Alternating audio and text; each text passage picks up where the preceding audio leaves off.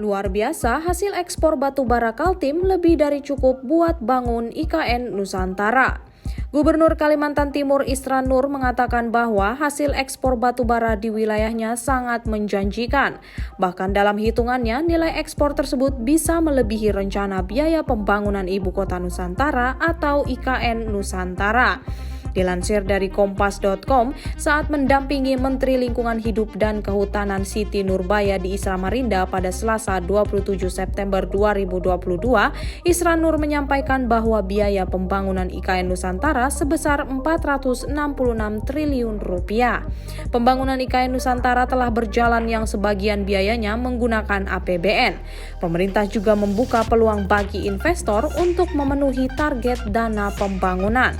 Menurut Isran, jika pembangunan IKN diserahkan ke Kalimantan Timur, maka untuk memenuhi biaya pembangunan tersebut bisa menggunakan dana dari hasil ekspor batu bara yang nilainya bisa mencapai sekitar 40.000 miliar dolar Amerika Serikat atau sekitar 500 triliun rupiah lebih.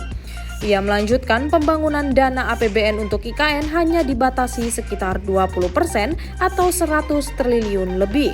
Untuk itu perlu adanya investor agar target dana pembangunan IKN dapat terpenuhi.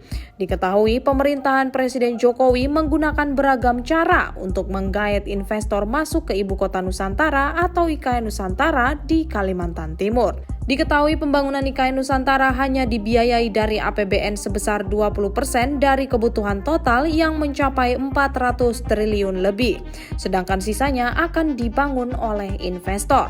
Pemerintah juga tengah membahas sejumlah aturan mengenai Ibu Kota Nusantara atau IKN Nusantara. Salah satunya adalah Rencana Peraturan Pemerintah atau RPP terkait pemberian perizinan usaha dan kemudahan usaha. Dilansir dari kontan Menteri Investasi atau Kepala Badan Koordinasi dan Penanaman Modal atau BKPM Bahlil Lahadalia memastikan bahwa penyusunan aturan tersebut akan selesai pada pertengahan Oktober 2022.